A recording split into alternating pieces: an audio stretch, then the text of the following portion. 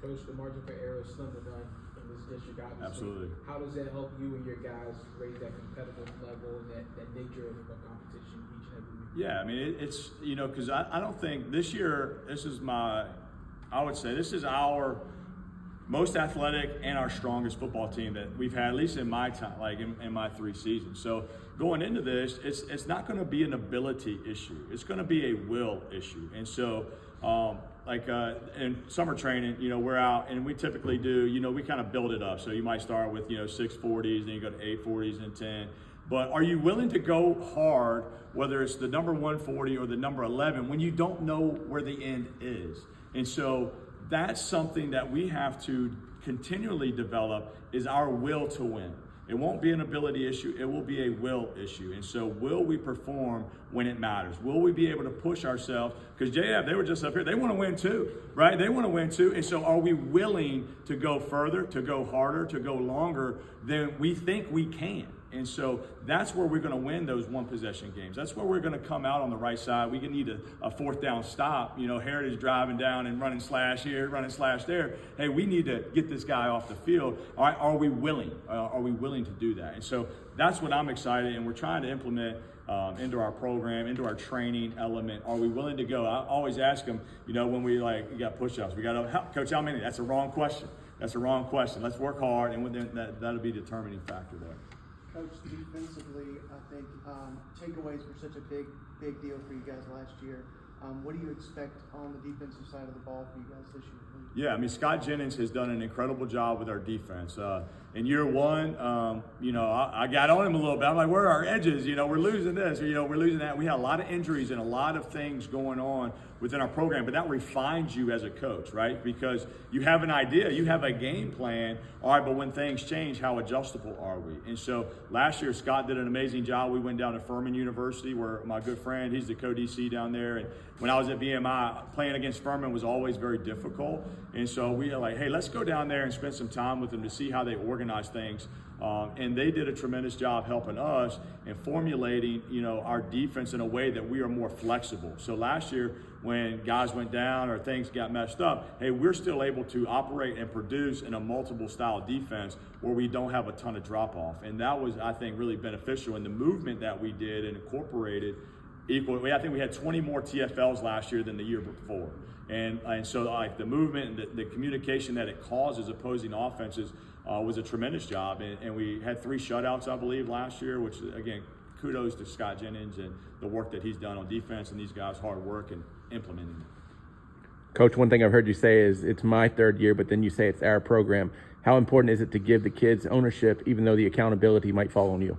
Yeah, I think, and accountability is something that we always try to instill, because that's something like, if we win, it's, man, Trace did a great job, AJ does a great job. If we lose, it's on me. And as the head of a program, you always try to take responsibility and accountability, because everything that happens underneath is on you. Like, I'll give you a quick story. Like today, they got teachers, thing going on, in the new cafeteria. We had a couple guys walk through there, right? And so, AD text, hey, where are these kids supposed to go? They're supposed to be around the back, and so it's always like, that falls on me. I'm gonna make sure they know, hey, go the same way you've been going all summer, to get to the health room, to the meeting rooms. And so it is like an accountability, responsibility thing that I think all of us as men, we need to understand what it is and how to use it.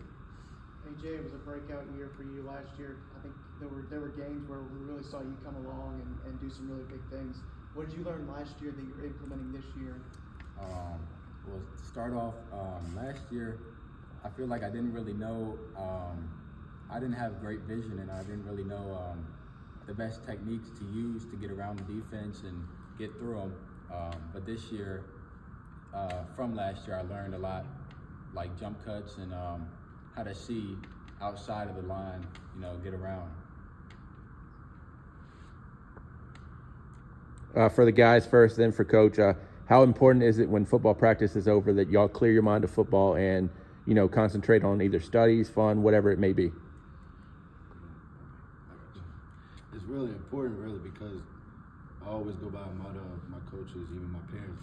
It's school first, then it's football. And I know where my studies can take me. And football is, I love football to death. That's all I really know. So, but I do know, like, deep in this football thing, I know my studies is first. So making sure my mind is clear, making sure, okay, when I go home, I got homework, or I got to do this, or I got to study, I got a big test coming up. That's just really how it's supposed to. That's how I usually take it. So. Yeah. So probably I say like right after football ends, I get dressed, get ready, go home, and I second I walk into my room, really it's like different than when I walk on the field. When I walk on the field, it's game time. When I walk into my house, when I walk into my room, I'm like, all I think about is other things other than football that I have other responsibilities too, but on the field, football is what's most important. So when I'm off the field, I have my responsibilities, and I know I'm accountable for that.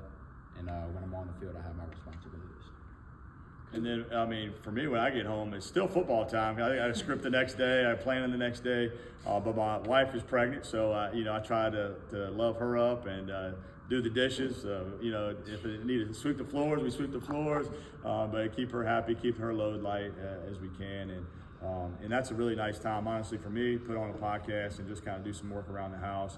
And then normally at night after I eat dinner, I'm scripting, doing stuff for the following day, and making sure these guys are right because we have morning practices too, so it comes on you fast. And I ain't gonna get up at 5:30. I'd rather do it at 8:30 at night and make sure it's ready to go.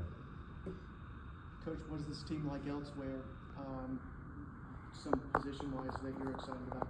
Well, I think up front, you got three starters back up front, and really four if you include Jerry, who started the last half of our season. But you have Slade Shaner back. He's been a 3-year starter for us, done an incredible job through the offseason. Raydell Benbaugh, again, 3rd-year starting for us at center, doing an incredible job, a little powerhouse there. You got at right guard, you got Wyatt C., who I thought he had a tremendous season last year on both sides of the ball. I think he had 50-plus tackles at D-line, played every snap for us at O-line as well, but just a gritty, hard-working young man that I love coaching. Then you got Jeremiah Dunning, who came in at right tackle for us after Preston McFadder went down with an injury, started the last few games, really from Heritage on the rest of the season, and did a good job, had a good offseason. And then at left tackle, we had a newcomer. He's going to be a true freshman, Cameron Hamilton, that is athletically as talented as anybody I've ever coached. And he's big, he's strong, he's got just natural strength. It's kind of cool to see because you don't see it very often, but he came in the weight room. I mean, he'll clean two plates, he'll squat. I think this is in-season work, but he was squatting 315 for 4 sets of 5 as a true freshman. And has just done an incredible job. So up front, I'm really excited. I think we have a really nice blend of old guys that are senior enough up front. We got Trace, who's a seasoned vet in the backfield along with AJ. And then we have some exciting skill players on our edges that are all juniors. You got Casey Martin, who is just one of the most, I think, dynamic athletes, can just jump out of the gym, great ball skills, can play both sides of the ball. So we're really excited for him coming up from JV, along with Jaheim Jones. Jaheim can play quarterback too, kind of cross-training quarterback and receiver, and plays safety for us, but he is an excellent athlete. You got Xavier Mays in the slot, who, like, when he runs, it looks like just a gazelle. He's just like real smooth across the turf, and it's really fun to see that. DJ Clark is another one. So those are some exciting skill players that will be on both of the back ends, out wide and the DB area for us. And so I'm excited for them. And I think Samari Thompson on the D-line, he's going to have another great season. He had a solid season last year as a sophomore. Going into his junior year, he's worked incredibly hard in the weight room. His numbers are way up, so we're excited for him. He's got really a good blend of athleticism, hand work, hand speed, hand violence, all that good stuff that goes into making a great defensive lineman. So we've got a lot of great pieces.